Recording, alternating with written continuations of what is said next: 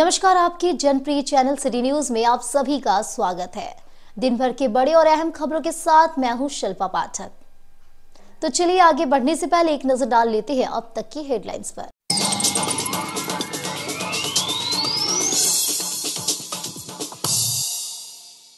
हाथियों के झुंड ने डुमरी क्षेत्र में एक वृद्ध व्यक्ति को चपेट में लेकर उतारा मौत के घाट। हाथियों ने फसलों को नष्ट करते हुए घरों को किया क्षतिग्रस्त। सदर अस्पताल में कराया गया शव का पोस्टमार्टम।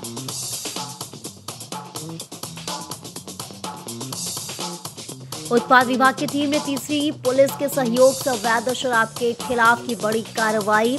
गजुआकुरा में एक मकान से 11,480 लीटर अवैध शराब को किया गया जब्त। 8 अभियुक्त के ऊपर मामला हुआ दर्ज।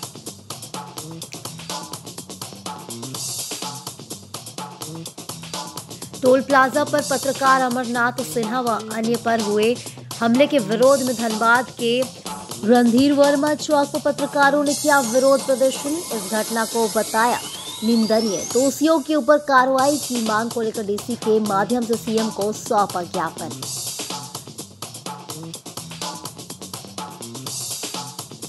उपायुक्त की अध्यक्षता में पथ निर्माण विभाग, सड़क परिवहन एवं राज्य मार्ग मंत्रालय के परियोजनाओं की हुई समीक्षा बैठक। अधिकारियों को दिए गए आवश्यक दिशा निर्देश। वहीं प्रशासन गांव की ओर कार्यक्रम से संबंधित हुई कार्यशाला।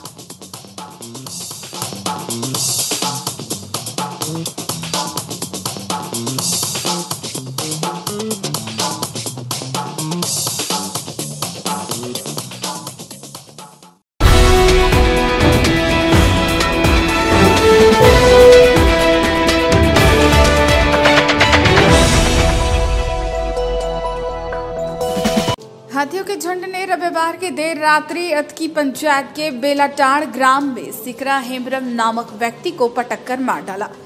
सोमवार को 1:30 बजे शव को पोस्टमार्टम के लिए सदर अस्पताल लाया गया। बताया गया कि हाथियों ने इसके घर के आसपास में लगे फसलों को नष्ट कर दिया, जबकि घर के दीवार को भी क्षतिग्रस्त कर दिया। खबर पाकर सोमवार की सुबह पूर्व मंत्री बेबी देवी, आजसू नेता छक्कन मातो, भाजपा नेता दीपक श्रीवास्तव, झामुमो प्रखंड अध्यक्ष राजकुमार मातो, राजकुमार पांडे आदि गांव पहुंच शोकाकुल परिवार से मिल संतापना दी। साथ ही सरकार द्वारा निर्धारित मुआवजा जल्द दिलाने का भरोसा दिया। वन विभाग के कर्मी आवश्यक कागजी प्रक्रिया पूरी कर हुए नुकसान एवं मृतक के आश्रित को मुआवजा देने की बात कही, जबकि मधुबन पुलिस ने शव को जब्त कर थाना ले गई और आवश्यक कागजी प्रक्रिया पूरी कर पोस्टमार्टम के लिए शव को गिरिडीह भेज दिया। मृतक की बहू शांति देवी ने बताया कि ये सभी रात में सोए हुए थे, तभी रात्रि करीब 2 बजे जंगली हाथियों ने घर का दरवाजा एवं दीवार तोड़ दिया, जिससे हम सभी जाग गए और भागने लगे, परंतु मेरे ससुर सिकरा हेम्ब्रम नहीं भाग पाए, जिसे हाथी ने पटक कर मार दिया। गाँव में आज हाथी में मरा है। हाथी आया है गाँव में, जिसको मरा दिया है।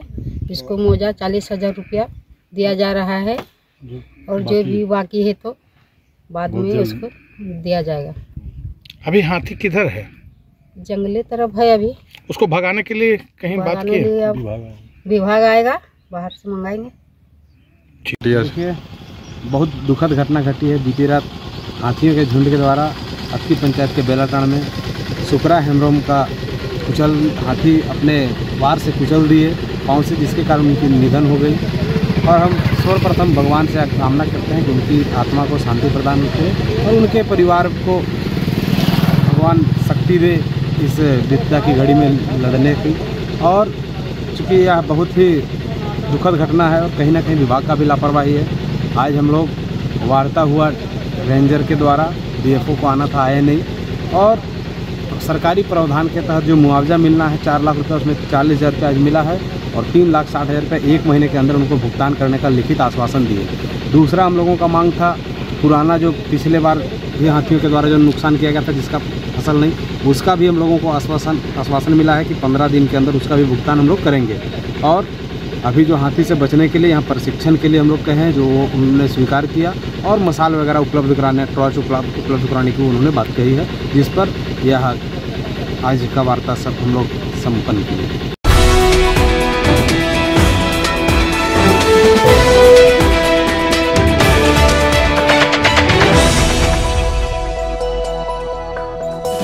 उत्पाद विभाग की टीम ने अवैध शराब के खिलाफ कार्रवाई करते हुए तीसरी के गजवाकुरा गांव से 11,480 लीटर अवैध शराब को जब्त किया।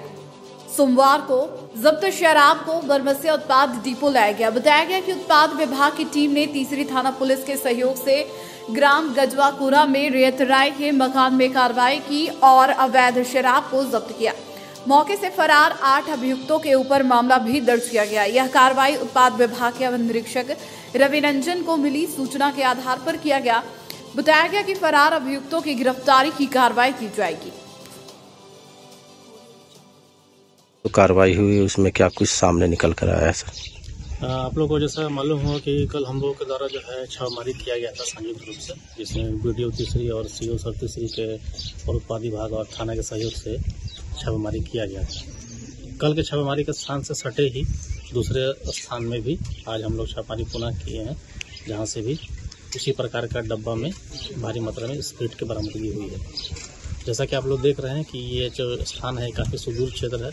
मुख्य सड़क से यहाँ आने के लिए जो है रास्ता बहुत दुर्गम है, सभी गाड़ी का यहाँ पे पहुँचना मुश्किल है। तो इसका लाभ उठा करके जो है अवैध कारोबारी के द्वारा इस स्थान पर स्पीड को रखा गया है।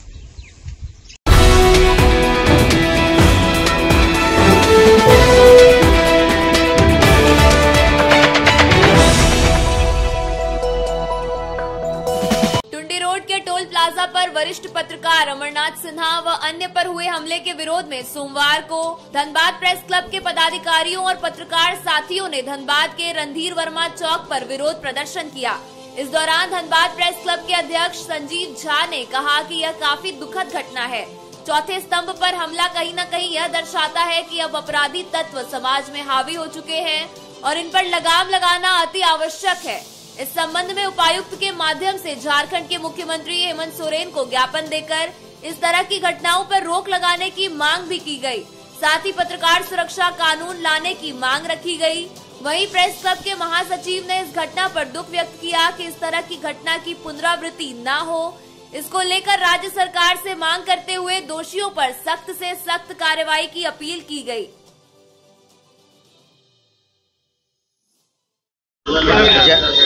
जैसा कि आप लोग सभी पत्रकार लोग ये जानते हैं कि गिरिडीह में ईटीवी भारत के पत्रकार और न्यूज़ 11 का पत्रकार जो श्रीकांत जी और अमरनाथ जी के साथ में जो है जो हादसा हुआ है टोल प्लाजा में, वो आप लोग को सभी अवगत हैं। हम लोग चाहते हैं कि सरकार जो है इस जितने भी लोग इसमें शामिल हैं उस पर कड़ी से कड़ी कानूनी कार्रवाई करे और जो उसके ठेकेदार हैं टोल प्लाजा के ठेकेदार जो अवैध तरीके से वसूली कर रहे थे, जिसके कारण हमारे पत्रकार वहां समाचार संकलन करने के लिए गए और उनके साथ मारपीट हुई, ये हम लोग कभी भी बर्दाश्त नहीं करेंगे और इसी के चलते आज आंदोलन किया जा रहा है। और हम सरकार से मांग करते हैं कि पत्रकार सुरक्षा कानून वो जल्द से जल्द लावे। आज यही मांग जो है हम लोग डीसी के थ्रू मुख्यमंत्री महोदय को भेजेंगे और हम लोग मेमोरेंडम मुख्यमंत्री महोदय को देंगे कि पत्रकार सुरक्षा कानून लागू करें और पत्रकार को भीड़ का हिस्सा ना समझा जाए।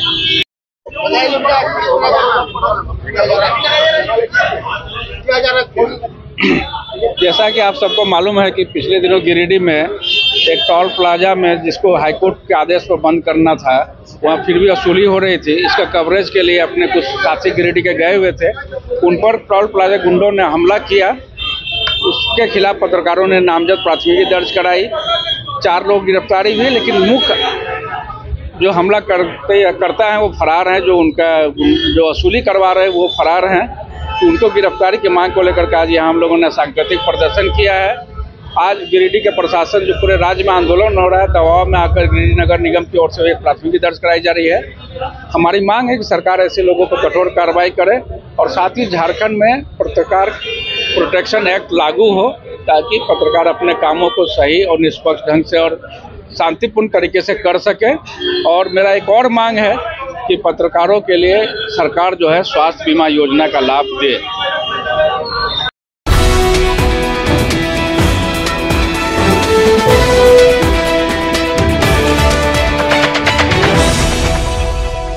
डीसी ऑफिस में सोमवार को 3 बजे उपायुक्त नमन प्रियेश लकड़ा ने पथ निर्माण विभाग, सड़क परिवहन एवं राज्य मार्ग मंत्रालय के परियोजनाओं की समीक्षा से संबंधित एक बैठक की। बैठक में उपायुक्त द्वारा विभिन्न बिंदुओं की समीक्षा की गई। समीक्षा के क्रम में उपायुक्त ने NH 114 से संबंधित समीक्षा कर संबंधित अधिकारियों को आवश्यक निर्देश दिए गए। NH 114 में पेंडिंग मामलों का निपटारा जल्द करें।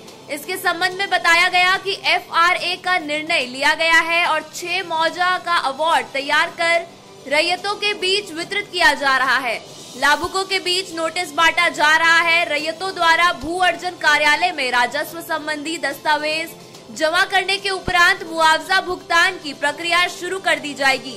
साथ ही सभी अंचलाधिकारी को भू अर्जन कार्यालय से समन्वय स्थापित करते हुए कैंप लगाकर लंबित LPC वंशावली को अविलंब निर्गत करने के निर्देश दिए।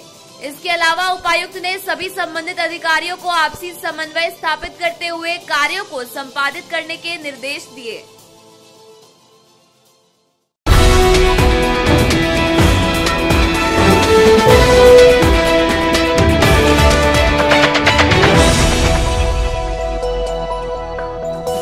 पीरटांड के पारसनाथ स्थित मरांग गुरु दीक्षो मांझी थान में सोमवार को राज्य के मंत्री सुदिव्य कुमार सोनू ने पूजा अर्चना की। इस दौरान उनके साथ झारखंड मुक्ति मोर्चा के कई नेतागण शामिल रहे। यहां आदिवासी परंपरा के अनुसार इन्होंने मरांग गुरु की अर्चना जमीन में बैठकर की। साथ ही झारखंड के सुख समृद्धि की कामना की। बताया गया कि विधानसभा चुनाव जीतने के बाद उन्हें झारखंड सरकार में मंत्री बनाया गया। मंत्रालय में अपना प्रभार संभालने के बाद सोमवार सुबह ये पीरटांड के पारसनाथ पहुंचे और मरांग गुरु मांझी थान में अपना शीश झुकाया।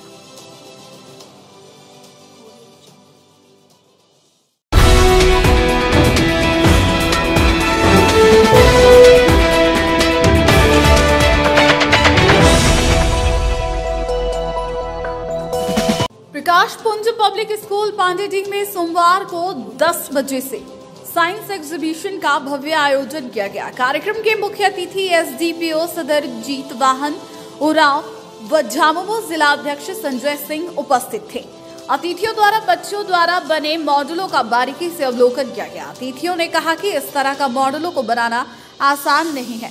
यहाँ के बच्चों ने असंभव को संभव कर दिखाया है। प्रतिभावान बच्चों ने विशेष रूप से smart dustbin, wifi robot, automatic irrigation, home security system, fire detector, 3-in-1 sensor, the third I for blind, rain dictator, cloth collector इत्यादि विभिन्न मॉडलों को बनाकर सबों को अचंभित कर दिया।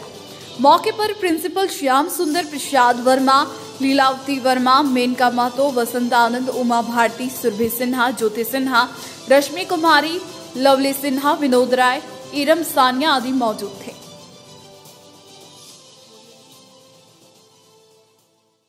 तो हमें लगता है कि राष्ट्रीय लेवल पर ये अच्छे से पुरस्कारों को ये ले सकते हैं बच्चे, और हम यही चाहेंगे कि बच्चों में प्रतिभा की कमी नहीं है, सिर्फ उसको निखारने की ज़रूरत है, उसको उभारने की ज़रूरत है, उसको एक मंच देने की ज़रूरत है, उसको इंस्पायर करने की ज़रूरत है, उसके मनोबल को बढ़ाने की ज़रूरत है। यदि हम इतना करें तो नो डाउट ये बच्चे हमारे कल के भारत हैं, कल के भविष्य हैं, और इनके सपनों को पूरा करना मेरा फ़र्ज है। और इन बच्चों के लिए आज हम जितनी भी तारीफ़ करें, जितनी भी इसकी सराहना करें, वो बहुत कम है। बच्चों ने बड़े ही मन से, बड़े ही लगन से इसको बनाया है। जय हिंद, जय झारखंड।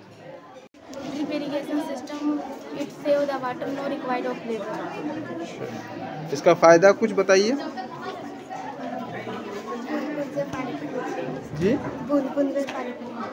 बूंद बूंद से पानी भरना।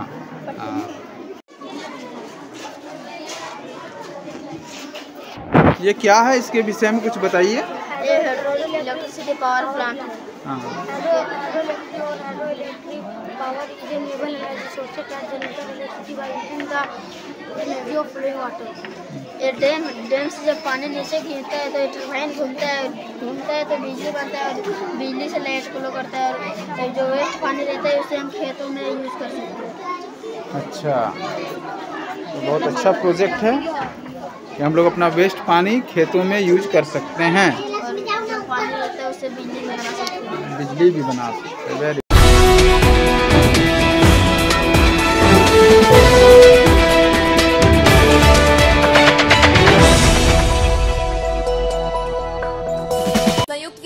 मोर्चा के देशव्यापी आह्वान पर सोमवार को झंडा मैदान से प्रतिवाद मार्च निकाला गया। मुख्य रूप से माले समर्थित अखिल भारतीय किसान महासभा तथा फॉरवर्ड ब्लॉक समर्थित ऑल इंडिया अग्रगामी किसान सभा से जुड़े लोगों ने एसकेएम के बैनर तले पहले झंडा मैदान गिरिडीह में धरना दिया और फिर वहां से अंबेडकर चौक होते हुए टावर चौक तक प्रतिवाद मार्च निकालकर मोदी सरकार की किसान विरोधी नीतियों का विरोध किया। बाद में उन्होंने महामहिम राष्ट्रपति के नाम उपायुक्त गिरिडीह के माध्यम से मांग पत्र भी प्रेषित किया। कार्यक्रम की अध्यक्षता पूरन महतो तथा संचालन अशोक पासवान ने करते हुए मोदी सरकार को घोर किसान विरोधी बताकर इसके खिलाफ संघर्ष की जरूरत बताई। वहीं अपने संबोधन में पूर्व विधायक सह अखिल भारतीय किसान महासभा के केंद्रीय नेता राजकुमार यादव व अग्रगामी किसान सभा के प्रदेश अध्यक्ष राजेश यादव ने कहा कि मोदी सरकार किसान विरोधी है। केंद्र ने वादा करके भी किसानों के लिए एमएसपी कानून नहीं बनाया। अब आंदोलनकारी किसानों के दमन पर उतर चुकी है। सरकार कृषि उत्पादों का सरकारी बाजार खत्म करने पर तुली है। किसान सरकार की साजिश समझ रहे हैं, वे पीछे हटने वाले नहीं है। सरकार को उनकी मांगे माननी होंगी, नहीं तो बड़ा आंदोलन शुरू होगा। झारखंड के किसान और भी बदल है, इसके लिए एकजुट होकर लड़ाई शुरू करनी होगी। कार्यक्रम में मुख्य रूप से राजेश सिन्हा, विजय सिंह, मुस्तकिम अंसारी, शंभू ठाकुर, राजेंद्र मंडल, शिवनंदन यादव, रामलाल मंडल, मनोज यादव, रामकिशन यादव, अरुण वर्मा, प्रदीप यादव, शंभू तूरी, ठाकुर मंडल, राजेश कोल, सदानंद स्वर्णकार, प्रदीप महतो, शंकर पांडे, नागेश्वर महतो, खेमलाल महतो, झारखंडी महतो, रोहित यादव, साहेब यादव, जीतन ठाकुर, महेंद्र साव, सुखदेव गोस्वामी, फुदार सिंह, नुनू बाबू सिंह सहित अन्य लोग मौजूद थे।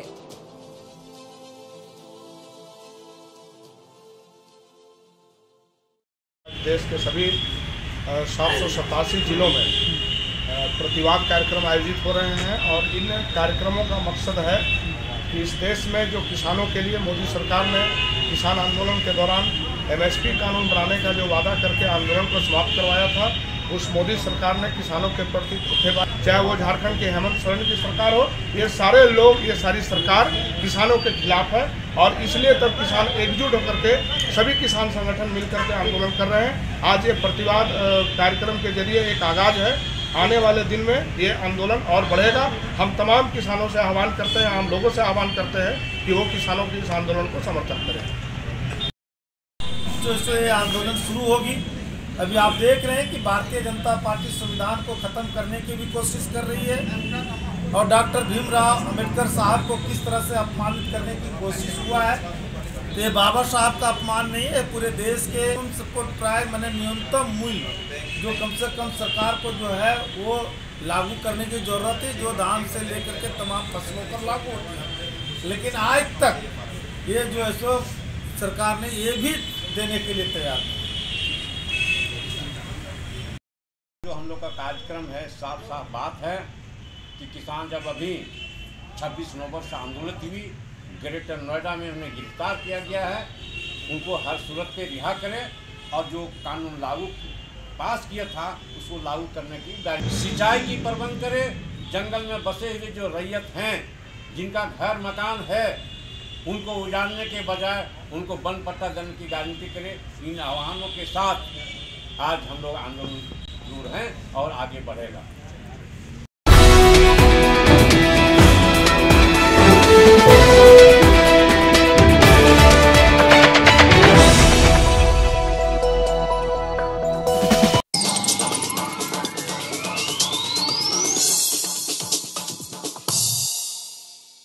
हाथियों के झुंड ने डुमरी क्षेत्र में एक वृद्ध व्यक्ति को चपेट में लेकर उतारा मौत के घाट। हाथियों ने फसलों को नष्ट करते हुए घरों को किया क्षतिग्रस्त। सदर अस्पताल में कराया गया शव का पोस्टमार्टम।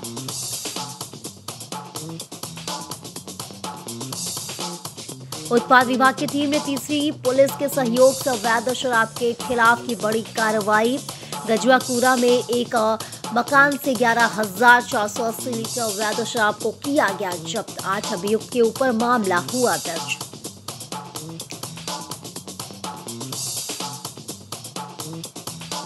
टोल प्लाजा पर पत्रकार अमरनाथ सिन्हा व अन्य पर हुए हमले के विरोध में धनबाद के रणधीर वर्मा चौक पर पत्रकारों ने किया विरोध प्रदर्शन। इस घटना को बताया निंदनीय। दोषियों के ऊपर कार्रवाई की मांग को लेकर डीसी के माध्यम से सीएम को सौंपा ज्ञापन।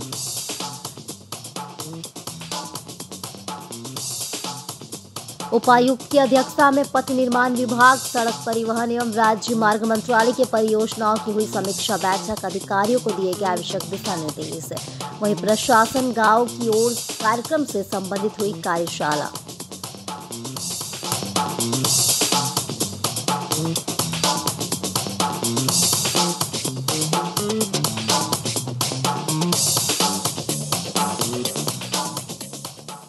तो आज के अंक में बस इतना ही। कल फिर मिलेंगे नई खबरों के साथ। तब तक के लिए दीजिए पूरे सिटी न्यूज की टीम को इजाजत। नमस्कार।